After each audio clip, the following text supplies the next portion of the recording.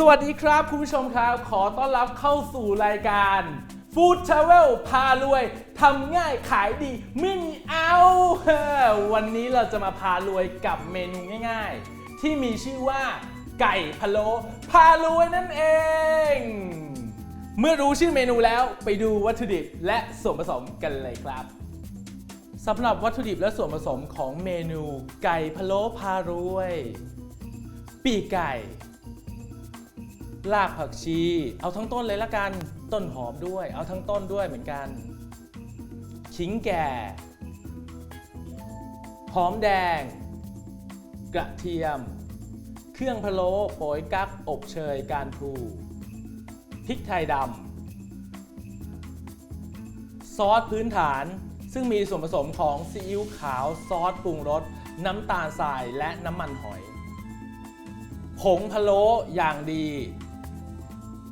น้ำตาลทรายแดงซีอิ๊วดำเกลือทะเลเม็ดใหญ่หรือดอกเกลือเมื่อดูส่วนผสมเสร็จแล้วเราก็ไปลงมือทำกันเลยครับ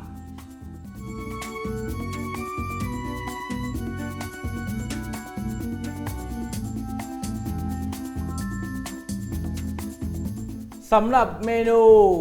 ไก่พะโล้พารวยผมอยากให้น้ำพะโล้ของผมเนี่ยนอกจากมีรสชาติหวานๆเค็มๆแล้วยังมีกลิ่นหอมอีกฉะนั้นผมเลยเพิ่มส่วนผสมบางอย่างเข้าไปตั้งกระทะให้ร้อนนะครับผมเอาขิงลงไปย่างนะฮะผักชีใส่ทั้งต้นเลยนะครับต้นหอมฉีกๆหน่อยไอ้พวกนี้มันไม่จำเป็นว่าจะต้องเป็นของใหม่นะคุณผู้ชมมันอาจจะเหี่ยวๆหน่อยใช้ได้เพราะเราเอามาย่างใช่ไหมครับเพียงแต่ว่าอย่าให้มันเน่าก็แล้วกันช้อนแล้วกันเนี่ยง่ายๆนะครับย่างมันวิธีการนี้จะทำให้น้ำพะโล้ของคุณผู้ชมนอกจากจะมีรสชาติแล้วนะครับยังจะมีกลิ่นหอมเข้าไปแทรกอยู่ในตัวน้ำพะโล้อีกเพราะอะไรคุณผู้ชมเพราะว่าผักเหล่านี้เนี่ยมีน้ำมันหอมระเหยอยู่เมื่อเราย่างน้ำมันหอมระเหยพวกนี้ก็จะออกมาผสมปนเปรวมอยู่กับน้ำพะโล้ทีนี้ไอการทำพะโล้ในสูตรนี้นะครับผมทำให้คุณผู้ชมดูก่อนคุณผู้ชมจะทำขายเลยก็ได้คือทำขายแบบใส่จานจิ้มน้ำจิ้มขายก็ได้จะไปใส่พวกเต้าหู้ไข่ไก่นะครับแล้วก็ไปขายกับข้าวแกงก็ได้หรือจะเอาพะโล้นี้ไปใส่ในก๋วยเตี๋ยวก็ได้ใช้กรรมวิธีเดียวกันต่างกันแค่วัตถุดิบหรือส่วนเสริมที่จะใส่เพิ่มเข้าไปอันนี้เข้าใจตรงกันนะฉะนั้นผมก็จะทำแค่ไก่อย่างเดียวแล้วก็น้ำจิ้มด้วยแต่น้ำจิ้มเนี่ยทำมาสำเร็จแล้วให้สูตรอยู่ใน Food Travel พารวยนั่นเองไปเปิดร้านตรงตลาดนัดอะไรก็แล้วแต่ต้มไก่อย่างเดียวมีน้ำจิ้มขายได้แล้วแค่นั้นเองย่างผักให้มีกลิ่นหอมนะฮะถ้าดูแล้วกระทะร้อนมากใส่น้ำมันช่วยนิดหน่อยแต่อย่าใส่เยอะเพราะว่าเราไม่ได้ทอดเราเอามันมาย่างนะครับหลังจากนี้ผมใส่พวกเครื่องพะโล้นั่นคือโป๋ยกั๊กอบเชยการพลูแล้วก็มีชวงเจียวด้วยนี่ใส่ลงไปเขามีขายแบบเป็นแพ็คๆอยู่แล้วคุณผู้ชมสามารถจะไปหาซื้อได้ตามตลาดอะไรพวกนี้ก็มีนะครับหรือถ้าทำจนชำนาญแล้วก็ไปซื้อแยกถูกกว่าอบเชยเป็นถุงใหญ่ๆนะฮะโป๋ยกั๊กเป็นถุงใหญ่ๆแล้วก็เอามาเหมือนห่อไว้ในถุงผ้าห่อไว้ในถุงผ้าเวลาเราหยิบใช้วันนี้ต้มหม้อนึงใช้2ถุงก็หยิบ2ถุงใส่ลงไปแต่ผมวันนี้จะไม่เอาอะไรใส่ในถุงผ้าเลยเพราะอยากให้คุณผู้ชมรู้ว่ามันมีส่วนประกอบของอะไรอยู่บ้างให้เห็นกันจะๆฉะนั้นไม่ใส่ถุงผ้านะฮะกระเทียมหอมแดงก็ใส่ลงไปย่างเหมือนกัน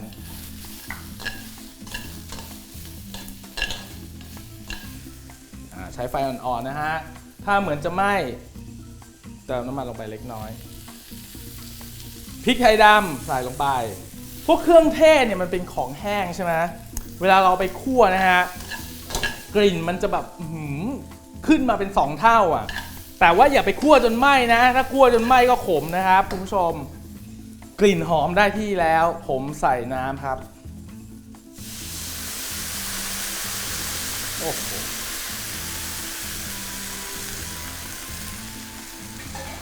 อธิบายเป็นคำพูดไม่ได้นอกจากคำว่าดีงามพระราม 8แล้วก็หอมอย่างรุนแรงคุณผู้ชมต้องลองทำดูเองว่าการเอาผักเนี่ยไปคั่วแบบนี้นะหรือไปย่างแบบนี้ก่อนกับการใส่ลงไปสดๆกลิ่นต่างกันยังไงคุณผู้ชมต้องลองดูเองเพราะถ้าผมก็บอกได้แค่ว่ามันหอมมากๆยืนอยู่ตรงนี้นี่กลิ่นแบบท่วมไปหมดเลยนะฮะต่อไปผมจะใส่ในส่วนของซอสพื้นฐานนะครับคุณผู้ชมซอสพื้นฐานเนี่ยมีซีอิ๊วขาวน้ำมันหอยน้ำตาลทรายและซอสปรุงรสนะครับสูตรมีให้หมดทุกอย่างคุณผู้ชมสามารถทำไว้ได้ทีละเยอะๆเลยเป็นแกลลอนเลยเวลาจะขายทีก็เอาออกมาใช้นี่ต้มแบบนี้เกลือนี่เราใช้เกลือทะเลนะไม่ใช่เป็นเกลือป่นธรรมดานะเกลือทะเลเนี่ยข้อดีข้อแรกเลยคือถูกครับหลังจากที่มีข้อดีข้อแรกถูกแล้วรสชาติยังดีด้วยเพราะมีความเค็มอมหวานนี่ไม่ใช่แค่เค็มอย่างเดียวนะทำให้อาหารของเรานั้นมีรสชาติที่กลมกล่อมนี่น้ำตาลบางคนก็ใส่น้ำตาลปี๊บบางคนก็ใส่น้ำตาลทรายนะครับแล้วแต่คุณผู้ชมเลยแต่ผมเลือกใช้น้ำตาลทรายแดงเพราะมีความพิเศษและได้อารมณ์แบบจีนๆหน่อยนะฮะมีความหวานแบบนวลๆมีความหอมอยู่นะฮะผงพะโล้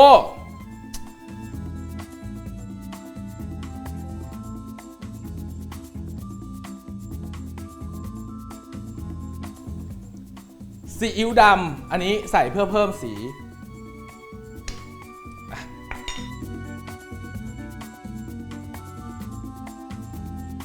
ผมเติมน้ำลงไปอีกครับ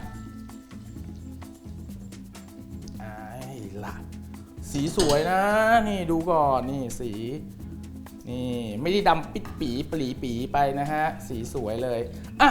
เราจะทิ้งส่วนผสมในขั้นตอนนี้เอาไว้ก่อนเพื่อให้รสชาติและกลิ่นหอมนั้นอบอวลอยู่ในน้ำนะครับก่อนที่จะเอาไก่มาใส่สักครู่เดียวกลับมาดูต่อครับ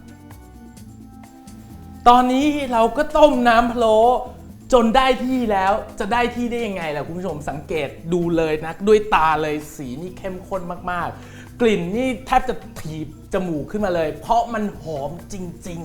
ๆเราเอาผักไปคั่วใช่ไหมกลิ่นผักนู่นนี่นั่นมันหอมแต่สุดท้ายคุณผู้ชมดูด้วยตาไม่ได้บางทีอาจจะสวยแต่รูปจูบไม่หอมฉะนั้นจำเป็นต้องชิมทำกับข้าวนี่สูตรเทวดาขนาดไหนไม่สนใจต้องชิมอย่างเดียวนี่ชิมก่อนโอ้โหฟันหน้าเกือบจะละลายเพราะมันร้อนแต่รสชาตินี่เข้มข้นนะเข้มข้นเลยไม่รู้จะพูดยังไงอร่อยอ่ะได้ที่แล้วไม่ต้องรีรอใส่ไก่ลงไปครับวันนี้เราเลือกใช้ปีกไก่ครับปีกไก่มีส่วนกลางส่วนน่องบนนะครับส่วนตรงปลายปีกเราไม่เอานะครับคุณผู้ชมจะเอาก็ได้ก็จะขายทั้งปีกเลยจะขายทั้งปีกเต็มเลยก็ได้ไม่เป็นไรทีนี้เคล็ดลับความอร่อยอยู่ตรงไหนเคล็ดลับความอร่อยอยู่ตรงที่ว่าคุณผู้ชมจะต้องต้มไก่ในจำนวนเยอะๆคำถามคุณผู้ชมตีกลับมาเลยหมายความว่ายังไงคุณผู้ชมนึกภาพนะเราต้มน้ำในสูตรเดียวกันนะในหม้อนี้นะใส่สัดส่วนเหมือนกันหมดเลยแต่คุณผู้ชมใส่ปีกไก่ปีกเดียวปีกไก่ปีกเดียวนะครับกับใส่ปีกไก่5 กิโลความเข้มข้นของมันเนี่ยจะแตกต่างกันครับผมเพราะว่ารสชาติในตัวของเนื้อสัตว์เนี่ยมันออกมาผสมรวมอยู่กับน้ำพะโล้ด้วยนี่อันนี้เป็นทริคแรกทริคต่อมาก็คือไม่ใช้คำว่าทริคใช้คำว่าเคล็ดลับ เคล็ดลับต่อมาก็คืออย่าต้มจนมันเละเพราะว่านั่นมันจะกลายเป็นก๋วยเตี๋ยวไก่ตุ๋นมันจะไปทำอย่างอื่นไม่ได้ต้มให้มันยังมีความแน่นของเนื้อไก่อยู่แต่รสชาติพะโล้นั้นซึมเข้าไปข้างในด้วยวิธีการนี้ครับต้มแค่ประมาณสักไม่เกิน20 นาทีนะครับหรืออาจจะเละเป็นนิดหน่อย25 นาทีต้มจนมันสุกและทิ้งมันไว้ในหม้อนี้เลยเพื่อให้น้ำพะโล้ดูดซึมเข้าไปในตัวไก่แค่นี้แหละเดี๋ยวเราต้มมันก่อนแล้วกลับมาดูตอนมันสำเร็จเรียบร้อยแล้วสักครู่ครับไก่พะโล้พารวยเสร็จเรียบร้อยแล้วต้มไปทั้งหมด30 นาทีไก่พะโล้ใช่ไหมเอาไปกินกับอะไรได้บ้างเอาไปกินกับถ้าใส่ไข่ไก่ลงไปนะครับต้มลงไปด้วยใส่เต้าหู้ลงไปด้วยกลายเป็นปีกไก่พะโล้กินกับข้าวแกงได้อันนี้แน่นอนนะครับ ถ้าเกิดว่าเอาไปใส่ก๋วยเตี๋ยวได้ไหมเอาไปใส่ก๋วยเตี๋ยวก็เป็นก๋วยเตี๋ยวไก่พะโล้ก๋วยเตี๋ยวไก่ตุ๋นอะไรอย่างเงี้ยนะครับคุณผู้ชมก็ได้ความแตกต่างไปอีกแบบหนึ่งหรือต้มอย่างนี้เลยนะแล้วก็ขายในตลาดนัดใส่ชามถ้วยชามแบบถ้วยชามกระดาษหรือว่าขายใส่ถุงจิ้มน้ำจิ้มอย่างเดียวนั่งกินกันแบบง่ายๆเพราะอะไรเพราะว่าไก่ทอดมันโหลแล้วใช่ไหมไก่ทอดคนทำเยอะแล้วเราทำเป็นไก่ต้มพะโล้มีน้ำจิ้มแซ่บๆหน่อยก็น่าก็จะพารวยได้เนาะแล้วแต่เลยอันนี้จัดใส่จานก่อนดูห่างไกลแล้วกันเนาะไอตัวกระทะกับชามเนี่ย